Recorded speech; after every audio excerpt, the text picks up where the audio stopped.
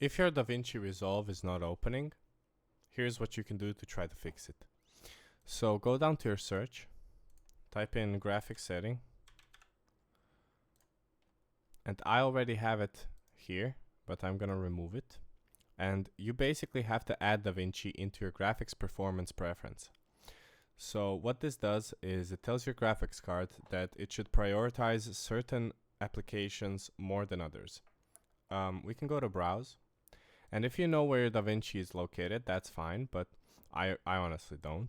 So if you don't, you can go to your desktop or wherever you have the Davinci Resolve shortcut, right click on the shortcut, and then open File Location. After that, it's going to take you directly to Davinci Resolve. You're going to click on the application and you're going to click Add. Now in Options, you need to click High Performance. This basically tells that Davinci out of these programs is going to be using your GPU the most whenever you're running it, starting it, or whatever it has to do with Davinci. You just click Save.